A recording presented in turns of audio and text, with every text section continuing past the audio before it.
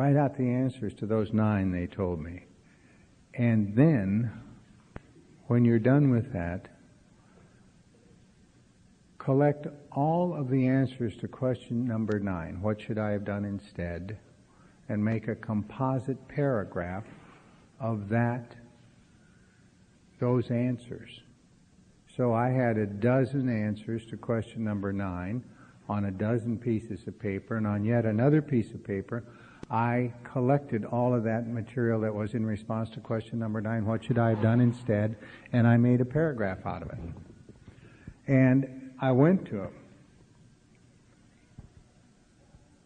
In this way, we tried to shape a sane and sound ideal for our future sex life. My ideal.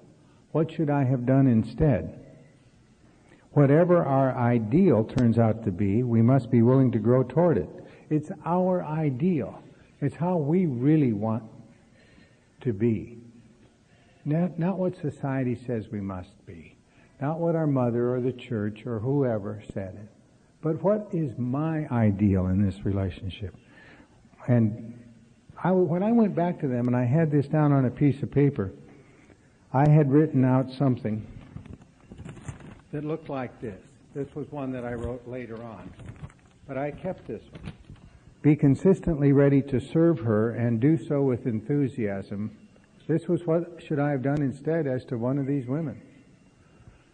Be a giver. Be accountable. Notice my impact and power and never misuse those things. I'm so worried that I'm out of power, I forget that I have a powerful position in the relationship too, and I was always mindless of that power and constantly misusing it. Be consistently available, committed, honorable, loyal. Loyal in thought, word, and deed. Always make the effort to keep communication open and be a true partner. An answer to some relationship, what should I have done instead? Never manipulate, live in reality and form a relationship with God. Honor her feelings. Never obligate her. Look only to God for power and a sense of aliveness. Seek God's will and power daily to be a part of a healthy relationship. Live my life in such a way that God can love her through me. Be aware of the long term and honor it. And that became my ideal for future sex relations. And whatever that ideal is, we have to pray for power to grow toward that. And that was, and then there was another part of the inventory, the take to the grave stuff. The stuff that doesn't come up as a resentment, doesn't come up as a fear, doesn't come up in the sex inventory. But we need to disclose this stuff to another human being. Maybe there was never a resentment with it. Maybe there was never any, but it was just one of those things that whether it was a homosexual experience when I was a kid, and I had a couple of those, and I wasn't terribly shamed by it so much, but I knew I had to disclose that. I did not want that secret in my life. And there was some money I stole that I had to disclose, and this and that. I stole money out of a treasury in that Monday night meeting in Glendale when I first got sober. And it just kind of rattles you when you've done that, you know. It just feels so inappropriate. That went down, just that little nickel and dime stuff that makes you crazy, you know. $12, and I'm dying over it. And I want to walk through that arch of free men when I'm done with that inventory. And so I had a take to the grave list. That was part of it. And I'm all done with my inventory. And we meet and we are ready for a long talk. And that takes us to 5. Step 5 is, it is important that we pick the right person. It's very important. We have to know that we're picking somebody that really gets it about what we're doing. And it's not hard to find those people in Alcoholics Anonymous. Not at all. I guess when this book was written, it was somewhat difficult, and they talk about a clergyman and all of that kind of stuff. But it isn't that so much. Not now. Not now. And usually our sponsor, or somebody that's taking us through the steps, is the person that we select. And they know what we're about. And they're honored by our confidence, and they will keep it confident. When I'm with somebody, at the very beginning, we say a prayer and ask for direction and blessing for what we're about to do. We always remind ourselves that it's a disclosure to God, ourselves, and another human being, and we say, God's here. God's here too. God's here. And He blesses this. And there is some stuff to look in the book. It's also interesting that Wilson, finally, after we've done all this work on an inventory, tells us why we've done it. On page 72 at the beginning of Into Action, he says, having made our personal inventory, what shall we do about it? And now he tells us why we've done it. He says this, we have been trying to get a new attitude, a new relationship with our Creator, and to discover the obstacles in our path. And an awful lot of this stuff is like, I got smacked good when I was 5 years old, and so I decided to, like a football game, put on a pair of shoulder pads, and I never took them off in case I got smacked again. And nothing fit very well after that. I never took my helmet off. I'm just walking around protecting myself. I got all these reactions, and I got all this stuff that I do. And I have hurt people with it, and I have been inappropriate with it, and I have done all of that stuff. This is all, a lot of it has been simply to protect myself from another jolt, from another terrifying moment. But these are obstacles. When I put on all of that protective gear, it gets in the way. I need to have another attitude toward God. Somebody told me that one way to look at the attitude that they use, that phrase, that word attitude, is as an aeronautical matter. If a pilot in a small plane is coming into the tower, will say, what's your attitude? Meaning, what's your relationship with the horizon? Are you climbing, diving, banking left, banking right, climbing out, whatever you're doing?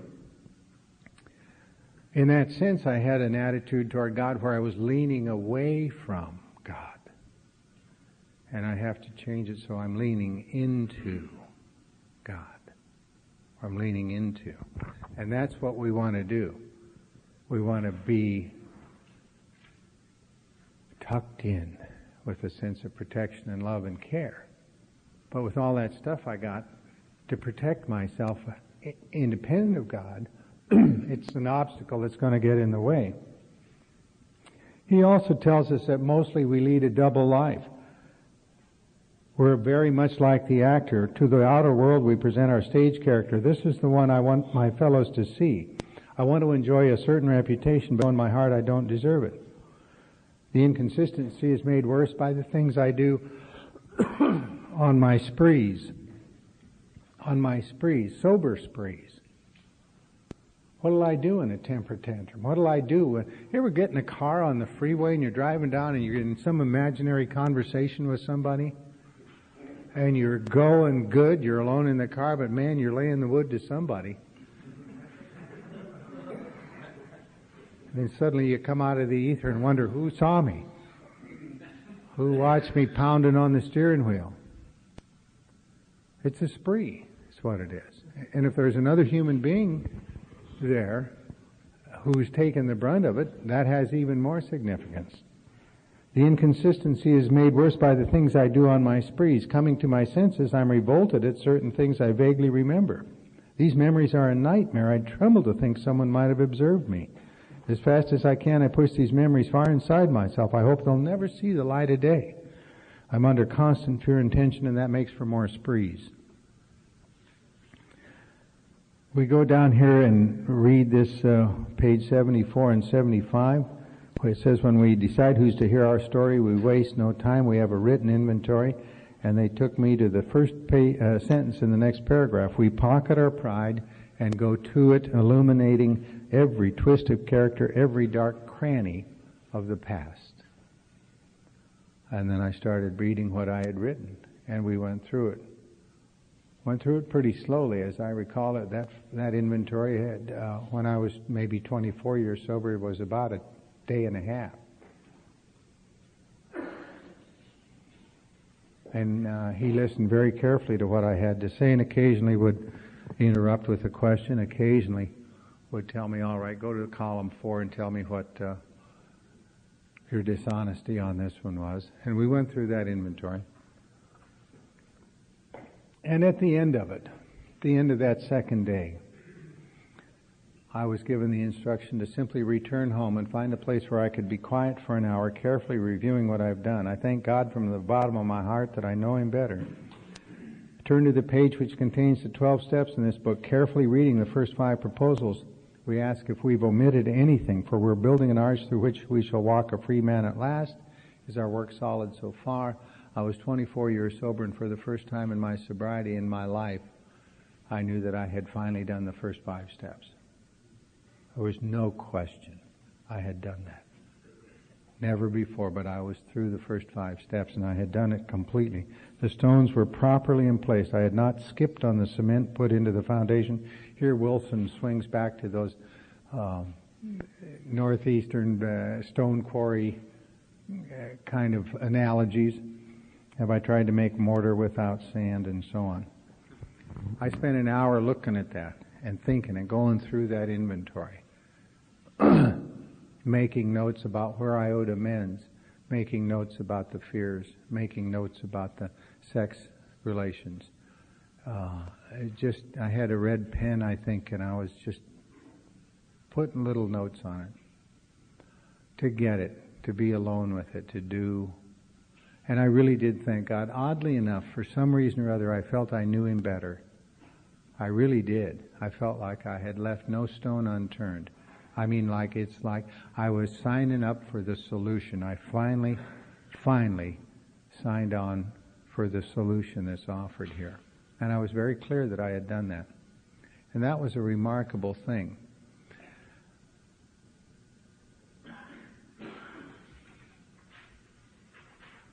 We go to step 6, and for the first time, we're asked to trust our intuitive thought. Because we've asked ourselves some questions here.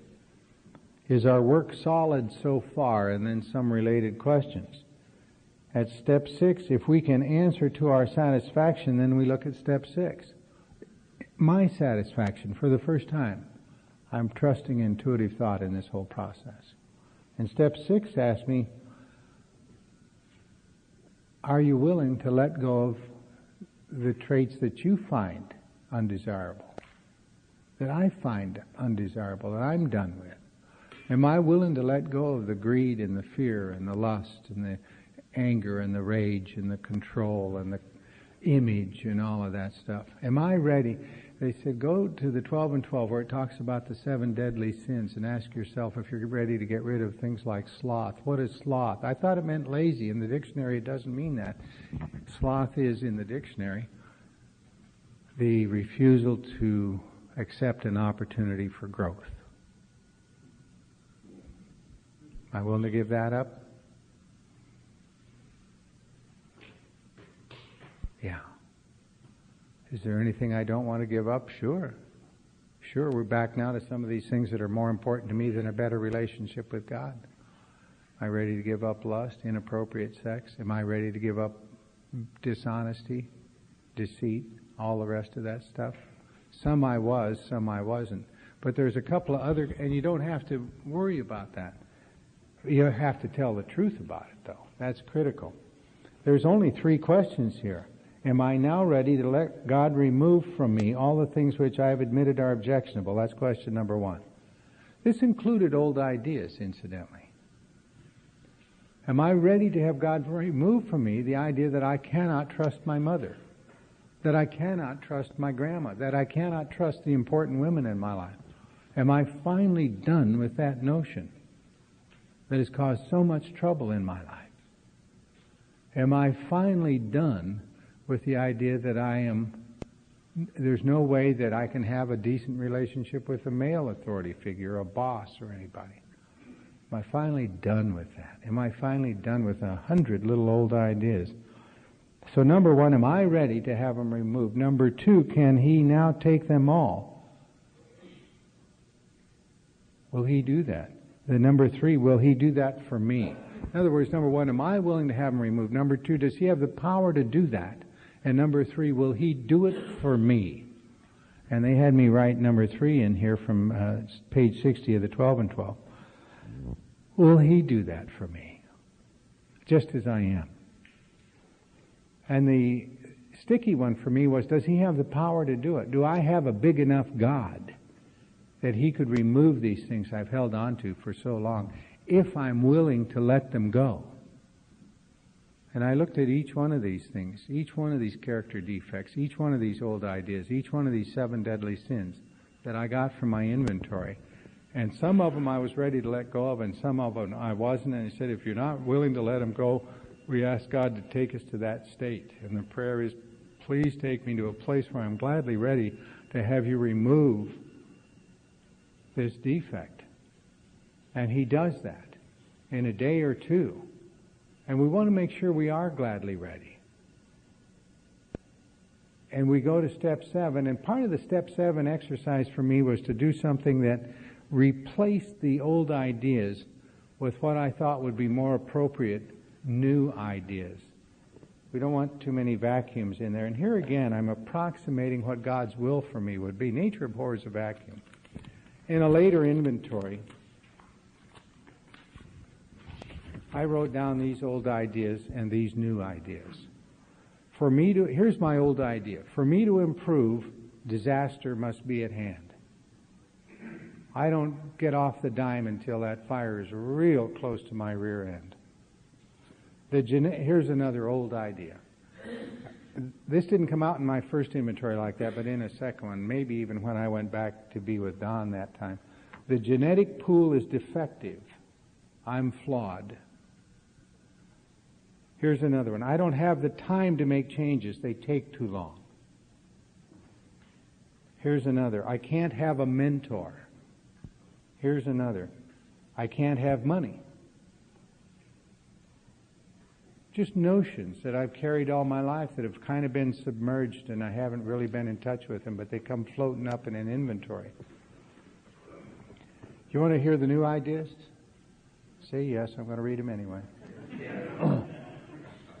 Here's a new idea. The old idea, for me to improve, disaster must be at hand. New idea. To kick it up to the next level is a wonderful privilege, and I do it with reverence and conviction. This is my gift to God. This is my opportunity to rejoice, to celebrate, to say thank you. This I will do as my daily prayer and my destiny again and again and again without end. Amen.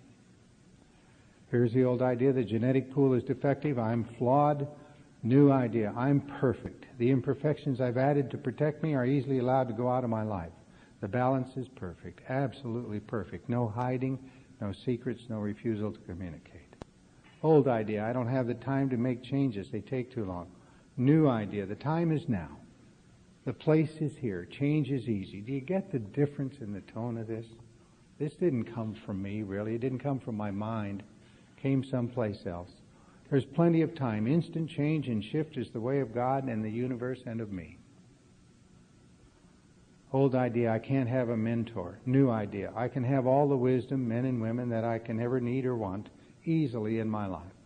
That these people are there and will come in, I'll see them and ask, they will offer, they're incredibly valuable. Old idea, I can't have money. New idea, I easily and quickly learn much about money and have great fun accumulating it and handling it with a great and rare wisdom. Now, if God removes those old ideas because I ask Him to, and because He has the power to do that, and because He loves me, something that approximates those new ideas will come in, especially when I prayerfully ask for the new idea, when I write it down, because it's a completely different mind that creates that new idea. That new mind is coming in. That new mind is coming in. And that's the whole point of that drill. And when I get that done, and this is something we have to do carefully and with somebody else, I think, because the new ideas are very difficult to write out because they're beyond my belief system. I believe something much more limiting. And I've got to go out beyond my belief system to even be able to articulate a new idea. Or said a different way, anything that God has in mind for me is much better than anything I have in mind for myself. And I need somebody that really loves me and cares for me and understands this process for me to take that jump out there, leap out there, way out there, amp it up, and start the life I've always wanted to live, because some point along the line I left the life I really wanted to live. I let it go to the side of the road, and I've been living out my second and third choices ever since. And that's my will. Second best. Third best. Don't get too grabby. Don't jump. Don't play small. Play small. Don't offend anybody. They won't like you if you don't, And it doesn't, who was it? Nelson Mandela said, it doesn't serve the world for us to play small so other people won't be intimidated. That's not the deal.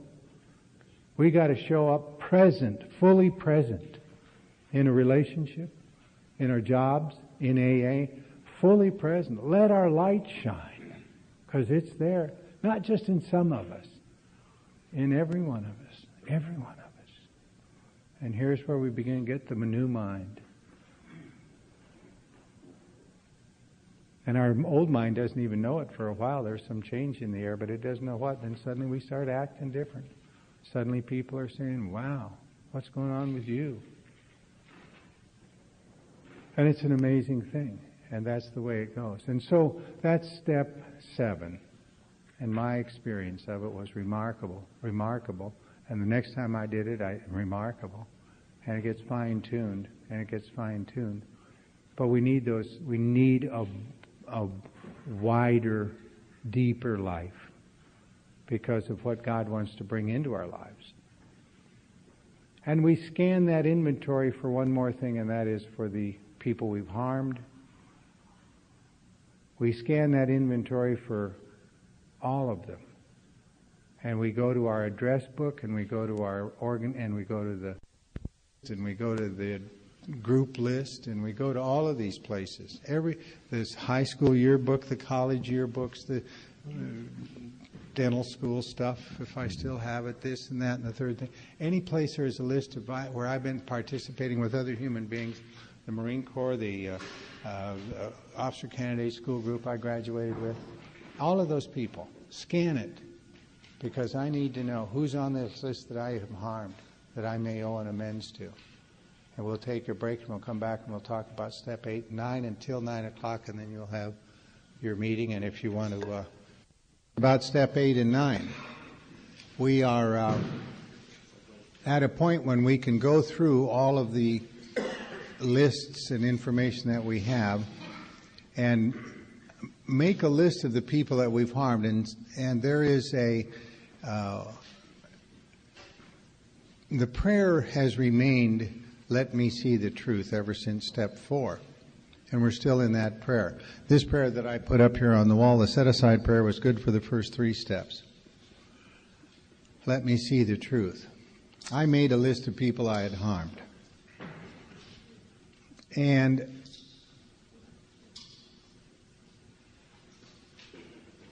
to jump ahead just a little bit with that list, and at least 4 occasions after I made that list, which I thought was complete, and while I was still in amends, I realized I saw a guy take a cake at one of the meetings I go to, a guy in AA, and I realized, God, that guy should have been on my amends list. He wasn't on the list. I just realized I owe that man an amends.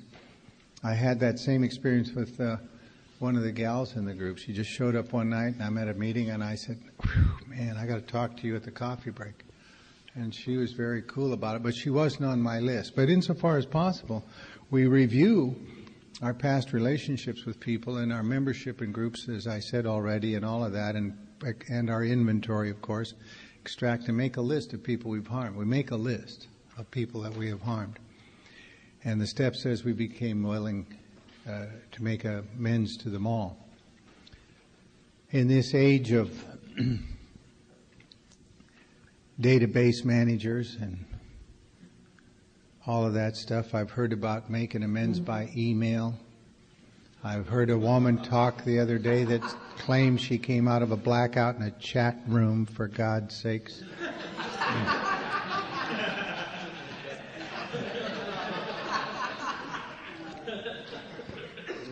I just report these things. I don't judge. You know. This seems like a paper and pencil exercise to me, and As Joe always likes to say, here's the sound of an amends being made. Can I talk to you? Hello, hi. You may remember me.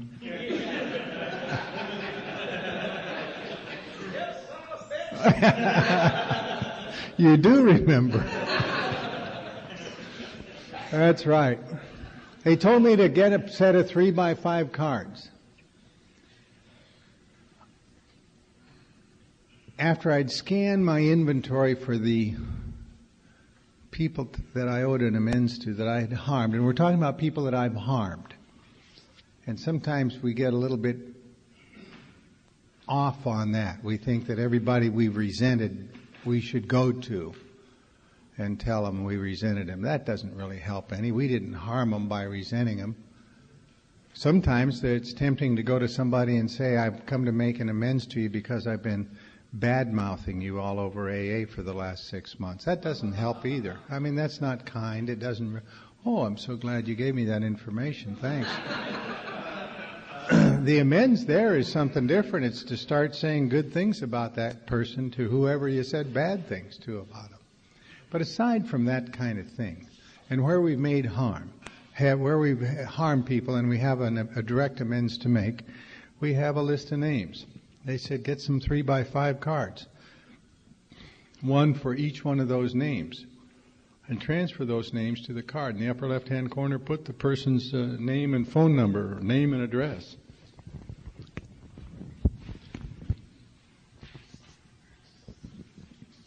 Their name would go up here in that 3x5 card. Over here, you would have, down here in the middle, you put the harm that you see, that you have done. And in the upper right-hand corner, they told me to put either a plus or a minus. A minus if I was not willing to make the amend, and a plus if I was. And on many of them, I started out with a minus, and as I went through the process, I could turn it into a plus, a positive. Yes, now that I see how this amends thing goes and the freedom and power I get from it, I will make that amends even though I'm scared to death to do that. They had me make these 3x5 cards up, and now I have a stack of 3x5 cards, and the inventory was respectfully disposed of.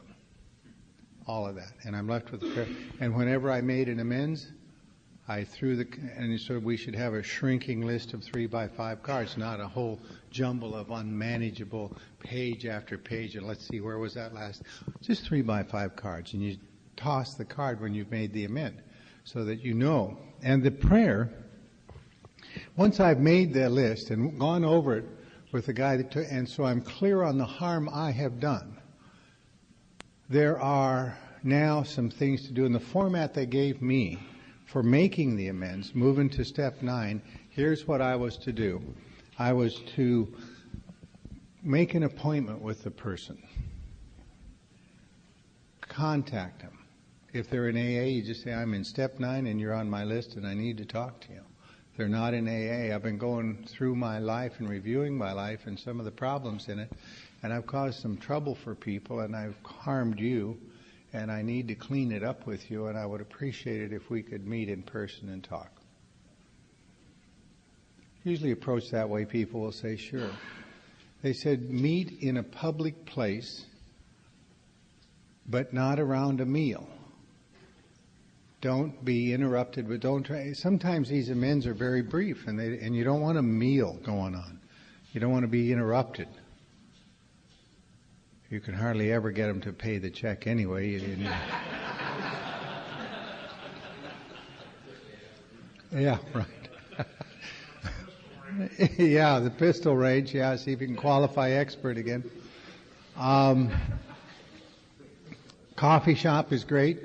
A business office seems to work. A private home, not such a good idea. Someplace, a park bench, someplace where you can have the person's attention and you can give it your attention, but where it's not cluttered with a lot of other things. And you ask them, first of all, you thank them for being there. Number 1, I'm here to clean it up with you and I really appreciate you meeting me. This is eyeball to eyeball. And the second thing is you tell them the harm as you see it. And the third thing is you ask them if there's any harm that they can think of that you haven't mentioned. And you listen, and sometimes they have a lot to say in response to that question. And the next thing is you say, do you need to tell me how any of that made you feel? And the next thing is you say, what can I do to set this right? And we listen very carefully to that. And I know when Don was here, he spoke to you about how important it is to listen to what they tell you that you can do to set it right and to do that. I know he told you about how his mother said, well, I just want you to be happy. And he took that as marching orders. And we must take these things as marching orders. This is serious stuff. And now he goes by to see his mother every week, and he's happy. He's happy. He lets her know that he's happy because she expressed that wish. Sometimes people say, I just want you to stay in my life. Where did you go?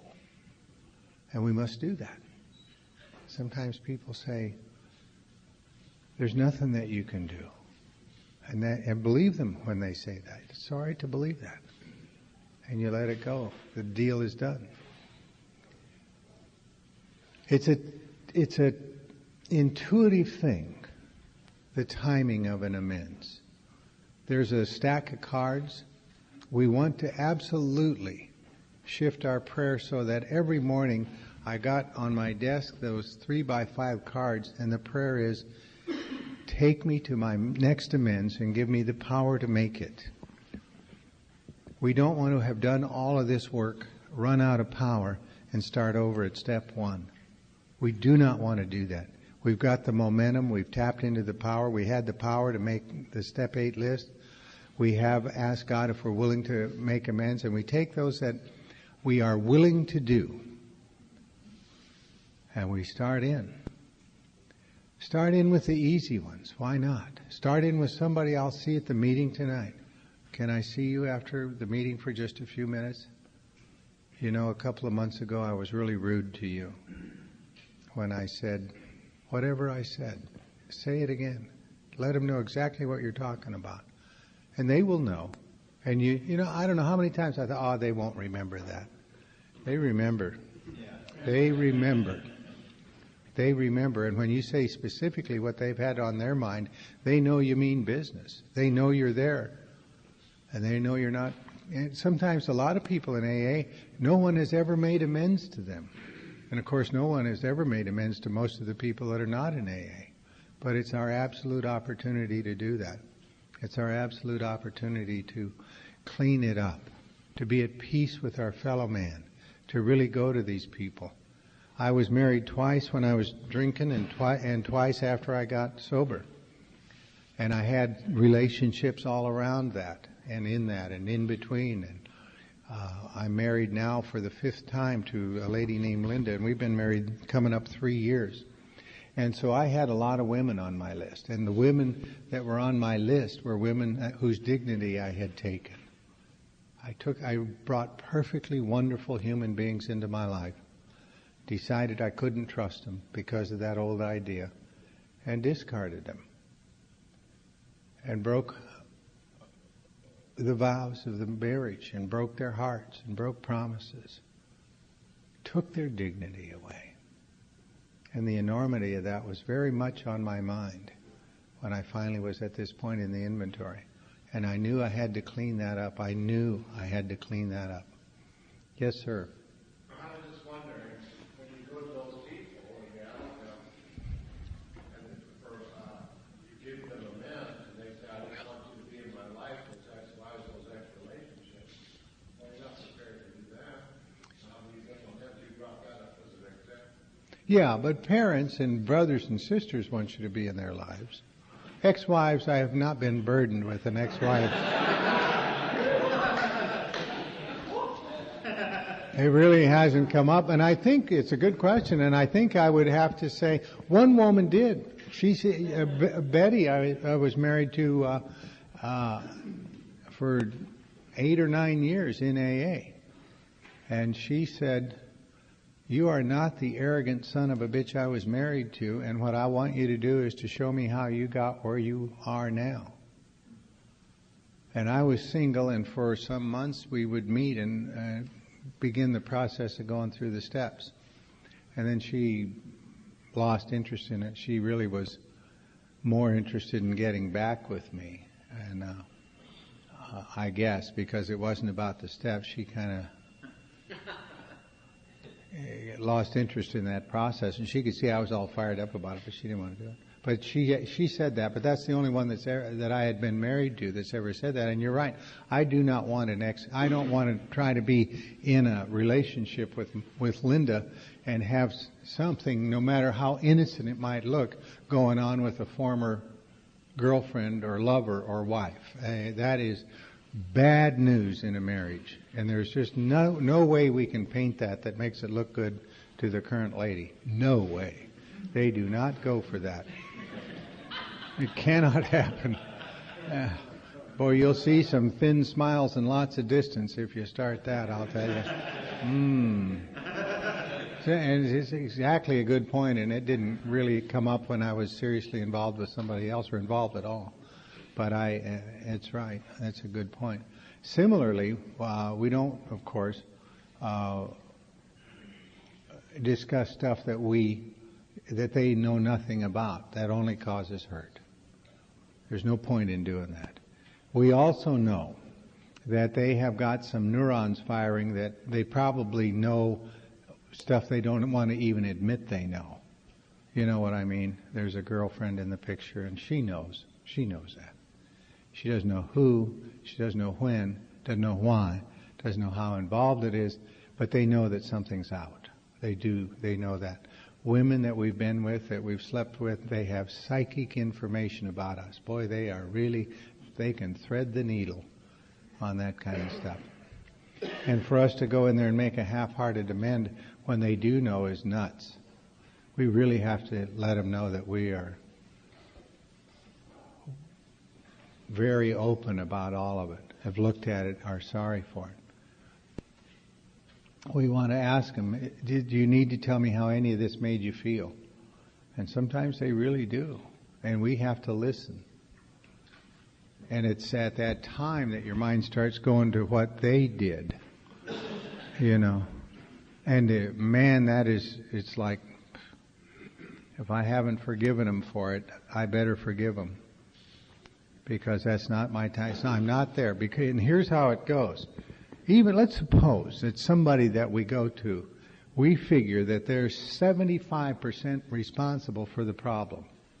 And I only own 25% of it. I better figure this. Of the 25% I own, I'm 100% responsible for that. And that's where I got to play this game. That's where I have to be with it. And when we ask them if there's any harm that we haven't mentioned, sometimes they really have a lot to say about that. And you listen. And when we ask them, is there anything I can do to make this right? Sometimes it's, you've done it, just come in here. Sometimes I got on the plane. I flew to Roanoke and knelt at my father's grave. I made amends to him. That man terrified me all my life. But I could talk to him from that point of view. From there I had new power, and I talked to him at his grave, thanked him. When we get to this point, I had always seen my dad as somebody that was never there for me. My dad gave me a lot. He gave me a respect for authority, a respect for the laws of this country, a respect for our nation. He gave me a great, deep sense of patriotism, and he gave me a great sense of a work ethic. That guy would get up and go to work when the only thing that could have been keeping him alive was the hope of dying some mornings, because he was a drunk, and he'd get up and go. I couldn't believe he was up and going sometimes, because I knew how drunk he'd been the night before. And he gave me those things, and I had to acknowledge that. We get so focused on the insults and aggravations. Here's my dad. Here's my relationship with him. Here's the night I'm so angry about that he humiliated me in public. Here's the night I'm so angry about he hit my mom. Here's the night I'm so angry about that he slapped me. Here's the night I'm so angry about that he, on. And there's 8 or 9 of those things. When I think of my dad, I think of these things. And all the way along there, we never missed a meal. He's there sending money.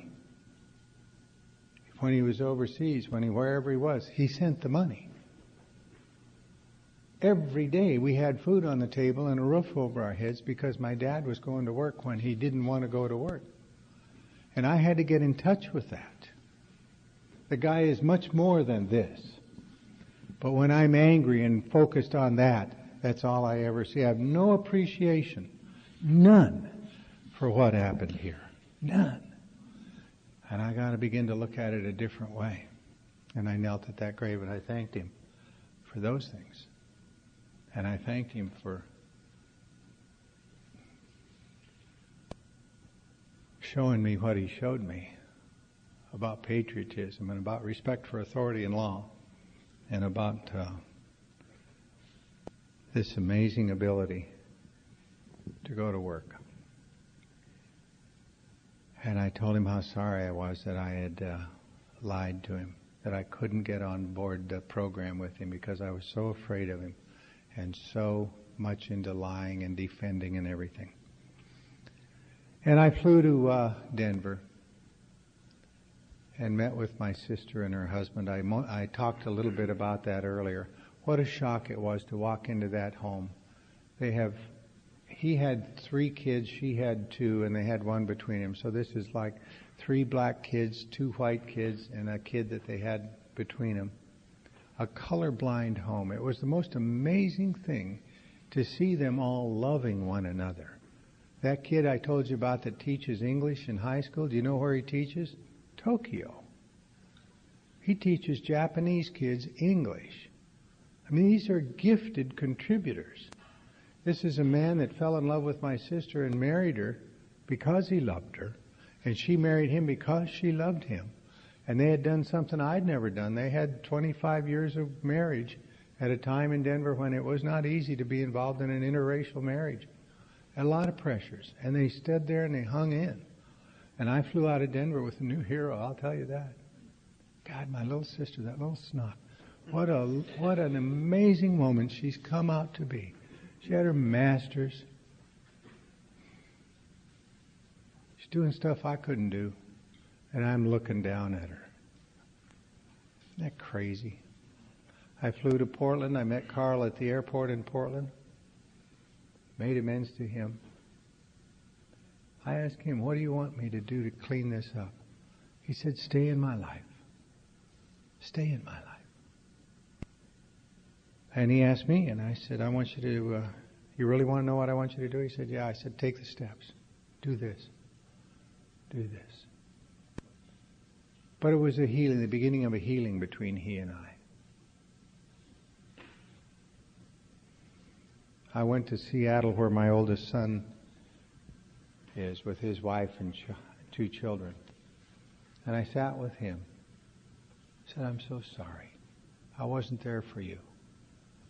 And his mother divorced me and remarried, and he was raised by a guy he never liked. And he had some tough times and tough ways to go. But he's a good kid. He's really a good kid, and he's a good husband, and he's a good father. And I didn't have anything to do with it. But he's a sweet guy. And I had to clean it up with him and with his wife, because it splashed on her too. Splashed on her.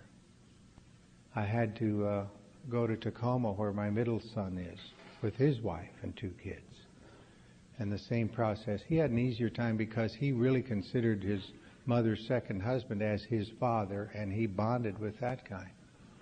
Mark was a little too old to do that, but Todd was of an age to be able to do it. But I made amends to him and to his wife. And I went down to Orange County where my youngest son is and made amends to him. He's the one I'm closest to. He's the one after sobriety I paid the child support to every month. He's the one whose mother grabbed him and moved him back to Oregon. And I'm so mad I'm not going to do anything. And thank God Clancy told me, pay the child support. You may never see him again. Send the check. Send the check. He's a funny guy. You know, sometimes you go to a sponsor and you think you got a problem they're not going to bother you much about. I go to him, I say, I got a problem. He says, what is that? I got like maybe 2 years. I said, my problem is I hate my ex-wife. And I figured, well, what's he going to do with that? But I think I owed him a problem, you know, because he's my sponsor. And so I said, I hate my ex-wife. And he said, you want to do something about that? I thought, uh-oh. So I said, sure. I wouldn't have bothered you with it otherwise, right? He said, if you want to change how you feel about somebody, you got to change how you treat them. I said, okay, thanks. See ya. He said, how's the child support going? I said, I'm going to get to that. He said, you're going to get to it immediately, or you're going to get another sponsor. He told me exactly what to do. In those days, I didn't have a checking account, but I could get money orders. He said, you get the money order on payday. You have the envelope there. Don't take it over and give it to her in person. And so I began to do that. And my reward was that 7 or 8 months later, she whisked him out of town in the middle of the night, went to Portland and wrote me a letter and said, you can start sending the money to the P.O. box here at the bottom of this page. Oh, I was furious.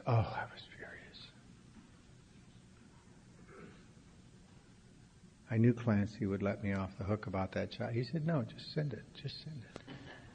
And I'm so glad I did, because I earned the right to be close to that boy. I didn't see him again till he was 16. And we have a wonderful relationship today. He's really the apple of my eye, but I had to go down and make amends to him for all the uproar in the home. I had to go to my, his mother was my second wife. I'd gone to my first wife who was up in Seattle. I said, you know, I always loved you. I just couldn't say no to booze. She said, I wondered what happened because I was always in love with you and I didn't know you were alcoholic. I was in dental school and we were married and her dad was helping us out. And I'm drunk and I'm goofy. And we talked at length one night in her place up in Seattle with her husband in the other room. And we came to peace. And it had been a long time, because I was something like 23 when we divorced, and now I'm 54. I went to the wives and the girlfriends, and I sat down with the guy that was the one that gave me my first job in the law when I was going to law school. Gave me a job as a clerk in his office. And he hired me as a lawyer in that office after I passed the bar. So I worked for him for 4 years altogether. And then he hired somebody else that looked to me like they were brighter and willing to work harder than I was. And I wasn't going to be the apple of his eye and the star and the rising star in the firm. And I got afraid and I left. And he said, you're quitting? Where are you going? And I already had a job, and I lied and told him it was about money. And I took off. And I had to go back and visit him. I'd say, John, you gave me an opportunity that was precious to me. An opportunity that few guys in Los Angeles could grab at that time. And I left you abruptly and with a lie about the money when I was really afraid that this other guy you'd hired was going to be your favorite and I wasn't going to be your favorite. And I didn't know how to deal with that. And I left you.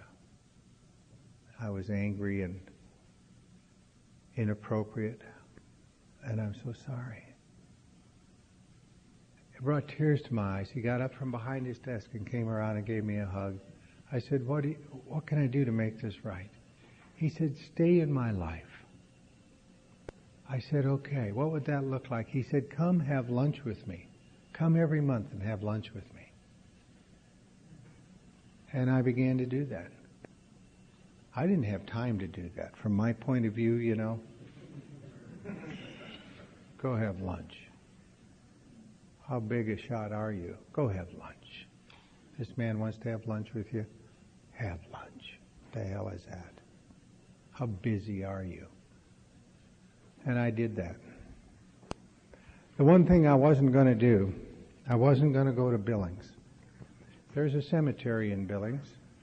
I stood at the low rent part of that cemetery when I was 14 years old, and they buried my mother. And I met, you don't love me, I don't love you either. I don't love you. I don't love you. And that dirt's going in there, and I'm not even crying. I just stopped breathing deeply. I don't love you. I can't trust you. I didn't begin to breathe deeply for 2 years when I had the vodka when I was 16. And I always carried that hatred and that anger and that uproar in my heart. Never could trust her. She lied to me. I wandered in that wilderness for 40 years. I was 14 when I stood at her grave. And now I'm 54. The previous year they'd asked me to come up to Billings to speak, and I didn't have time to go. I'm too busy. Now this year they asked me to speak the year that I went up, and I'm under new management. Somehow I got time. I did not want to go. I really did not want to go. I'm afraid to go. Walking into that, I remembered Billings as a bleak and ugly and nasty little town. It isn't that at all, but that's how I remembered it. It seems like going back into that graveyard would be like walking into the witch's cave, you know, as my grandma's there. This evil woman, the memory I had of my grandmother was when we were like 13 and my mother discovered that lump, we moved back to Billings. And we lived in the basement of my grandma's place in this cellar.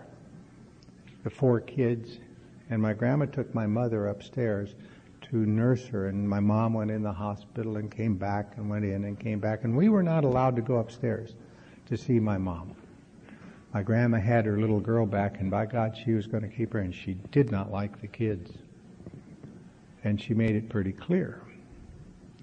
And one day in the spring of 1951, she opened that cellar door and she yelled down there. She said, "Your mother died last night. Are you going to go to school or not?" We went, wow. Wow. And I stood at that grave and said, and now I'm back there in that cemetery. 40 years have gone by. 40 years of hanging on to that upset. Having bad relation after bad relationship with women. And I don't want to go back. I really don't want to go back. And there's no getting around it. Not if I'm going to do the deal. And so I said, yes, I'll go to Billings. Seemed like an Al-Anon friend of mine flew up there with me because she was also speaking at this little thing in Billings. And they picked us up at the airport and they took us to lunch. And she, this Al-Anon said, "Are you going out to the cemetery today?" I said, "Yes." "And thanks for asking." She said, "I brought something for you to take out there." And she produced a shopping bag. And I looked in this shopping bag and there's a liter of water in there. And there's some flower seeds in there. And there's some shears in there. And there's some Kleenex in there. And there's some paper towels in there. And she said, "You're going to need this stuff." Oh, I got a guy to drive me out there. And I stomped around in the low rent part. Hard to find a grave marker, you know, if you haven't been there in 40 years. I didn't know where it was. I couldn't have found it the next day, really, after that. But I finally found that little marker, my mother's Virginia Marie Hodges, the year she was born, this little dash, and the year she died. The dash represents a life. and her grave was overgrown. When I was a little kid and I got so mad at her, and the beating started in our home, she could beat me enough to make me mow the lawn.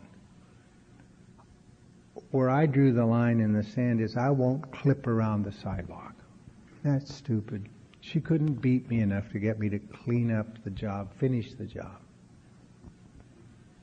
And now I'm back there, and I'm just kind of there.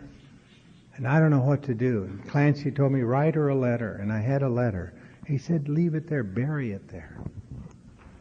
And so I buried the letter with that little clippers that Corinne had given me. And I planted some of those seeds there. And I used some of that water and kind of watering those seeds. And I went down the line and visited my grandma's grave, found that grave. And I saluted her, and I said, man, you never wavered, not even once. And there's some consistency there I can thank you for, you know. I went back to my mom's grave, and I knelt down there, and I started to clip around that marker. And I started to cry. She can't make me clip around that sidewalk. I'm clipping around that marker, cleaning that grave up. And it's all over. It is all over. That simple gesture of doing that. And I wept and I wept. And I told her how sorry I was, because it got to be, you know, when you think your folks haven't done a good job, you think you're the little person that should be the advertisement to the universe that they haven't done it right. Why would I live in a shed when I'm 29 years old? I got to show the world that my mother didn't do it right. You know what my mother wanted for me? She wanted me to be happy. She wanted me to have a good relationship with God. She wanted me to be married. She wanted me to have a family. I can't have that stuff in my life. It might make her happy. Isn't that something? It's like taking a sword and poking it into somebody, but driving it through yourself first. It's nuts. And before she died, I was hell-bent on embarrassing her. I wouldn't do a thing she said until she beat me into it. And she was determined to beat me into it. And sometimes she did and sometimes not. But I went to school day after day with big welts on me from that cord from the iron as she would lash it into me. She was angry. And I was making her angrier. So we had an awful time. And I'm kneeling at that grave and I'm clipping around that grave marker, and I got it. She always loved me. Day never came I couldn't trust my mom. She worked so hard to be with us. This is a woman that had 3 kids during the Second World War in Billings, Montana, when nobody knew what was going to happen in the war. With my dad overseas, whether he would even come home. This was a terrified, unsophisticated woman. And I'm giving her a bad time. And she doesn't know what to do with me. And today they'd get a kid into some kind of counseling or something, you know. She would have gone. In those days it was just go to church. Go to the church of the air, and everything was around the religion. She did a superb job. Given all that was going on, she was exemplary, and I was the one that was always causing trouble, and I got it. And I thought I would be done with my tears, and I would get up and head back. That guy's over there waiting for me in the car. He'd turn it on, and then I'd have to go back. The tears would start, and he'd turn it off. Did that 4 times. He'd turn it on, turn it on. And I'd go back and I'd kneel down. I never wept all my tears until that day. I never have in my life wept all my tears. And that day I wept all my tears, all of them. And I got that how much I adored my mother. How I adored her. how it saddened me so much to have lost her, to have pushed her away in that cruel and angry way, to have been such a nasty kid. And I thought I was so put upon. And Carl and I were just known to be trouble. It was a funny thing, when I was about maybe 25 years ago, a guy came up to me at a meeting, a guy named Glenn. He said, "You mentioned Billings. Did you grow up in Billings?" I said, "Yeah." He said, "Did you live over there on Yellowstone Avenue?" I said, "I did." He said, "Were you at Broadwater Grade School?" I said, "Yeah." He said, "You don't have a twin brother, do you?" I said, "Yeah." He said, "My dad told me to never play with you two guys."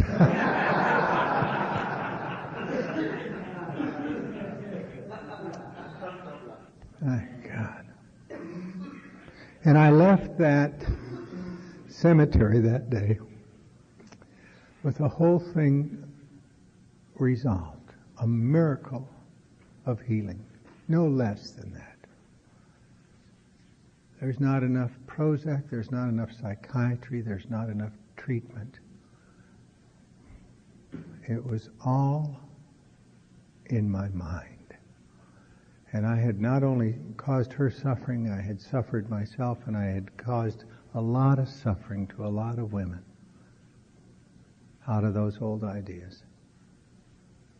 And I realized when I left that cemetery that I had more amends to make. I thought of some women whose names were not on the list, women who I had to find and write or visit. And I was totally going to do that, and I did that.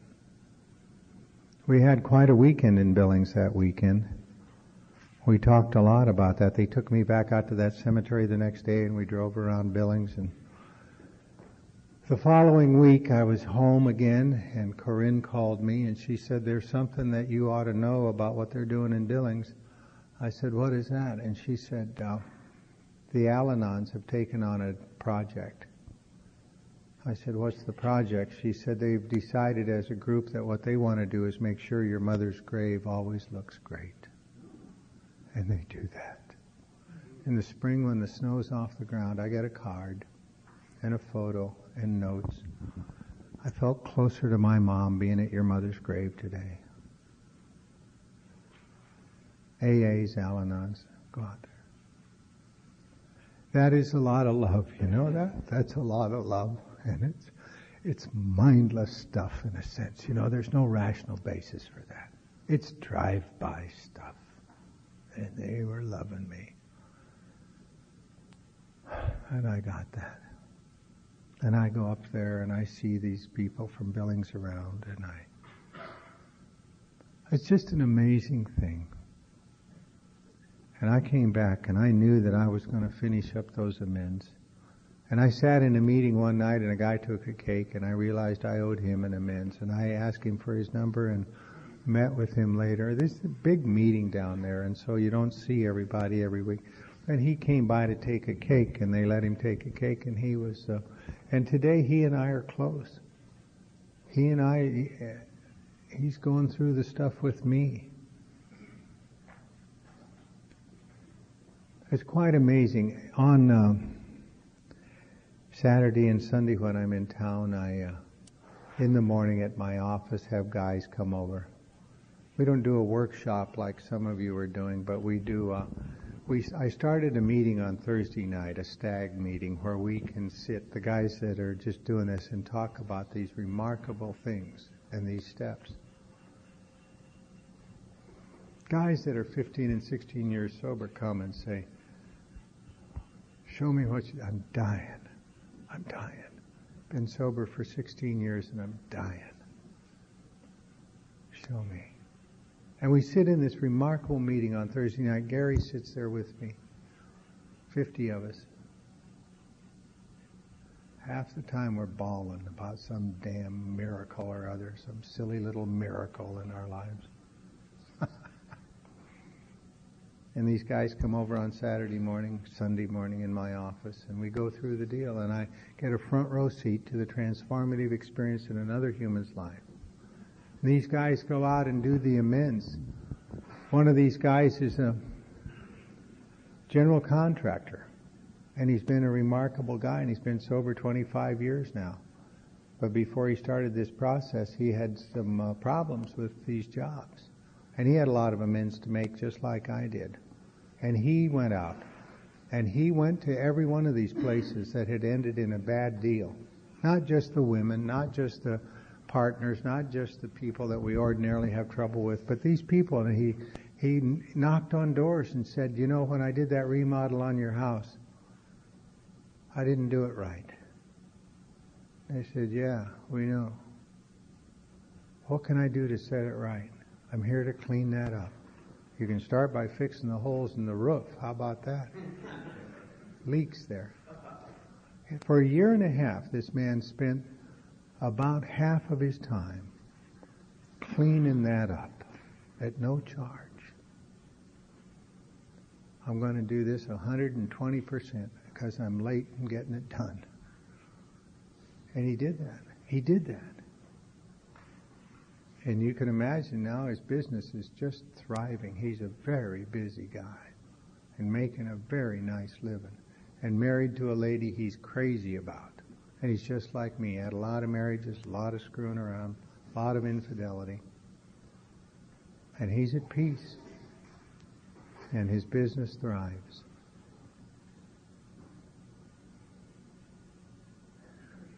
Tom is another one of them. Tom was a window washer when he was drinking. Tom is an editor of articles for ABC now. And he's a felon, and he's convicted, and he's gotten that expunged, and this guy still has a bullet in his butt someplace. And he's making a nice living. But Tom meant business about step 9. He was a window washer, but mostly he was a burglar. The window washing job tells you which homes to go back to at night. You know what I'm saying? He'd wash your windows and they'd spot something he needed and he'd come back at night. His territory was South Pasadena. And he had some interesting amends to make. He backed a truck into a bicycle shop through a plate glass window one night and threw a half a dozen bikes in there and drove back out again. And he had to go to the owner of that place. And he said, you remember 6 years ago when your glass window was broken and you lost some bikes? He said, yeah, I remember. He said, well, I did that. And I'm here to clean that up. The guy said, you did that? Why are you here? Your parole officer says, no. I just need to clean it up. I'm on a different path. And I went, why are you here? Why did you come here? And he said, I came here, finally, he said, I'm a member of AA, and I don't want to drink ever again. I don't want to do any more drugs. And I'm really sorry I did that. What can I do to make it right? And the guy was funny. He said, well, don't do that anymore. He said, okay. But what about my guy? Said the insurance took care of all of that. Are you really the one that did that? He said, I did that. He went back and knocked on doors in South Pasadena. He said, have you lived here for 6 years? Yeah. Did you live here when the home was burglary? Yeah. I did that. And I'm here to clean that up. You did that? Yeah. He had 9 or 10 of those homes. There was one, the last one, he called me up one morning. The last amends he had happened to be one of those homes in South Pasadena. And he called me up, he said, I'm going over there today. I knew I'd tried to do it before and nobody was home. I said, this is your last amends on the list? He said, yeah. I said, are you okay? He said, yeah. I said, you want me to go with you? I'll go with you. And he said, no. I said, well, call me when you're done. About 11 o'clock at the office, my phone rang. Tom said, I finished my amends. I said, how did that go? He said it was an amazing experience. It was just amazing because they invited me in and they had a lot of questions to ask of me about what I had done, what I had taken. I told them what I could remember. And they were an older couple, and they were very curious. And I finally asked them, what can I do to make this right? And they said, you have done it. He said, really? I said, yeah, because you see, until right now, we always thought our son did that. And thanks for telling us. I mean, there's a lot of healing that comes out of that, you know. A lot of healing, a lot of power, a lot of remarkable experiences, just remarkable. One day I was down having lunch with John, the guy that gave me my first job. And it was a time in his life when he kind of wanted to rotate out. And he had made an agreement with another law firm. And they were going to take his attorneys and his files, and he was going to go in as the managing partner of this law firm. And he was supposed to start the next day. And I went and met him for lunch. I said, you must be excited about going over there. He said, I've never had a worse weekend in my life, ever. I said, what happened? He said, they pulled the rug out from under me.